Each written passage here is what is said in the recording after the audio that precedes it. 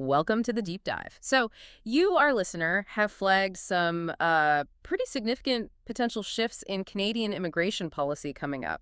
These are tied to the 2025 federal election results. That's right. We've got several news articles here, and they're outlining what the Liberal Party, under Mark Carney's new leadership, is planning. Exactly. And our mission today is really to, dig into the core of these proposed changes. What are the most important bits? What could they actually mean for Canada and, crucially, for anyone looking at immigrating here? hmm It definitely looks like the Canadian immigration scene is, well, bracing for some adjustments. We want to get past just the headlines and give you a clearer sense of where things might be going and maybe why. Okay, so let's set the stage first. The Liberal Party, with Mark Carney now at the helm after taking over from Justin Trudeau, they won the 2025 election. It's a minority government situation. Right. And their platform, particularly on immigration, seems to signal, well, maybe a change in direction. Yeah, it feels like a bit of a pivot compared to where things were heading previously. That's a really good way to put it. The sources we're looking at, they keep using words like stabilized and sustainable when talking about the approach. Which sounds like a response to. It seems very much a direct response to some of the growing pains Canada's felt, with Yeah. the rapid population increase recently. Trying to balance that growth with the actual capacity to integrate everyone smoothly, infrastructure, housing, all that. Okay, let's get specific then. First up, permanent resident admissions. The plan seems to be stabilizing these at less than 1% of Canada's population each year, starting after 2027. Yes, and what's interesting, or maybe telling, is if you look at the existing plan for 2025 to 2027. The immigration levels plan. Exactly. The target's in there, 395,000 for 2025, then dipping to 380,000 and 365,000 by 2027. Well, Canada's population in 2025 is estimated around 41.5 million. So those numbers are already. They're already under that 1% mark. So Yeah. this isn't some drastic cut from where we are right now necessarily. It's more like they're formalizing this slightly lower trajectory. Making it official policy beyond 2027. Precisely. Mm-hmm. But holding it below 1%, it does signal a kind of philosophical shift, doesn't it? The sources hint that it's about letting infrastructure catch up rather than pure expansion. Right. Which is a big contrast to the previous goal under Trudeau. Wasn't it 500,000 a year by 2025 they were aiming for? It was that 500,000 target. Seems like a thing of the past now. Okay.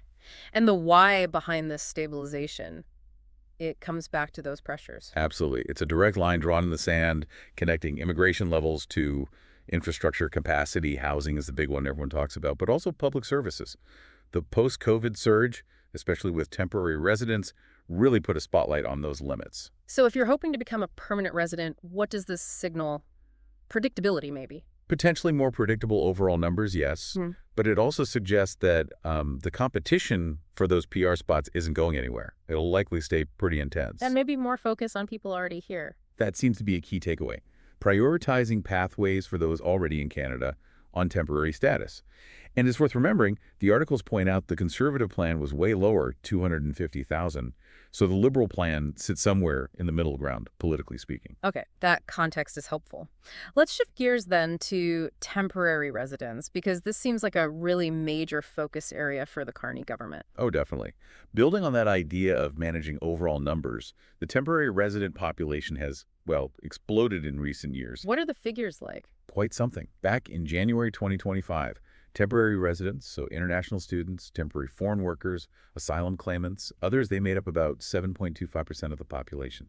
That's just over 3 million people. Wow, 7.25%. And the goal is? The stated goal is to bring that proportion down, get it under 5% by the end of 2027, aiming for what they're calling sustainable levels. That's quite a reduction. How are they planning to actually do that? It looks like a two-pronged approach, mainly. First, making it smoother for some of those temporary residents who are eligible to transition to permanent residency, get them into the stable category. Okay. And the second part? And second, allowing other temporary permits to expire without renewal, essentially letting the numbers decrease naturally over time for certain groups, maybe being a bit tighter on renewals. So more active management of that flow. Weren't there already some moves in this direction under the previous government? Yes, that's right. The articles mention the caps on study permit applications that came in, changes to make the post-graduation work permit, the PGWP, a bit stricter. And the spousal work permits, too, SOWPs. And restrictions there, too, yeah. Those were all attempts to sort of tap the brakes on that really rapid growth in temporary numbers. It seems the new government plans to continue, maybe even intensify that approach. There's that quote from Mark Carney during the campaign that really stands out here. Which one's that? Immigration caps will remain in place until we've expanded housing and reabsorbed the levels of immigration that have happened in our country during the pandemic. Yes. That really lays it bare, doesn't it? Explicitly linking the caps to housing and capacity. So for international students, temporary workers, Hmm. what's the upshot? More competition for PR. It could certainly mean a more competitive environment overall, yes. But as we mentioned with the PR levels, the plan does still earmark a pretty big chunk of economic spots, like 36% in 2025, for people with Canadian experience. So that pathway is still meant to be strong. Okay. Now, another specific area they're targeting. Francophone immigration outside Quebec. This feels very deliberate. It does. They've set a pretty ambitious target. 12% of all immigrants settling outside Quebec should be French-speaking by 2029. And how does that compare to now? Well, the current levels plan aims for 8.5% in 2025, rising to 9.5% in 2026, and then 10% in 2027. So jumping to 12% by 2029 is a significant boost. What's the thinking behind that push, apart from supporting French language, obviously? Well, strengthening those minority Francophone communities is key. Places like New Brunswick, parts of Ontario, Manitoba. But it's also about demographics in those regions, aging populations, specific labor needs. And just promoting bilingualism across the country more broadly. Exactly. Promoting linguistic diversity, it hits several policy goals at once. So if you're a French speaker looking at Canada, this could mean... It could mean better odds, frankly, for settling outside Quebec. Maybe more targeted support programs, too. Things like the Francophone Community Immigration Pilot might get more resources, more focus. It's potentially a really positive signal for Francophone candidates. Makes sense. Okay, let's talk about the engine room. Economic immigration. What's the plan there under Carney? The headline here is definitely attracting top global talent, driving growth, innovation. That seems to be the mantra. How are they proposing to do that?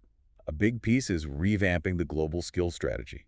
They want to make it much faster and easier for high-growth Canadian companies and entrepreneurs, too, to bring in the talent they need. Faster processing. They're talking about priority processing for work permits within 2 weeks, especially targeting talent potentially coming from the United States. 2 weeks? That's incredibly fast. It really is. It signals a serious intent to compete for those highly skilled people.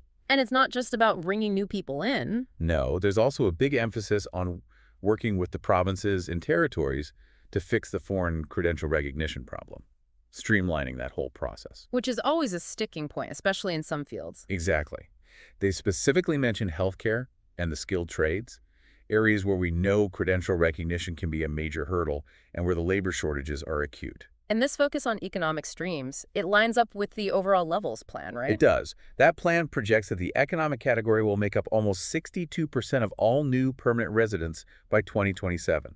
So programs like Express Entry, the PMPs, the Canadian Experience Class, they'll remain the core pathways. So for businesses, it means continued support for hiring internationally in key sectors. Yes. And for skilled workers looking at Canada, it means those pathways, especially in tech, healthcare, trades, should remain robust, hopefully with smoother credential recognition down the line. The articles also mention some other promises, sort of aimed at making the whole system work better. Right, a few other points. One is using more digital tools to cut down processing times and tackle those infamous backlogs for work permits, study permits, PR apps. That would be welcome news for pretty much everyone involved. Absolutely. Lengthy waits and uncertainty are huge frustrations. What else? There's a pledge about providing legal aid for asylum seekers and refugees. The idea is to ensure they get timely advice and representation, which could help speed up case processing while still being fair. And Carney mentioned the U.S. connection there, too. Yeah, he linked the asylum seeker numbers partly to U.S. policies and called for closer work with the U.S. on border management. It's an interesting angle, acknowledging that cross-border dynamic. What about border security itself, enforcement? The plan mentions boosting resources, possibly tightening some visa rules, stepping up anti-fraud efforts, and continuing removals for failed claimants after due process. The articles don't specify exactly how this differs from current policy, but it signals a focus on system integrity. Okay. And finally, the perennial issue, Quebec. Yes, the commitment is to continue the shared jurisdiction model, respecting Quebec's authority under the Canada-Quebec Accord to set its own immigration levels.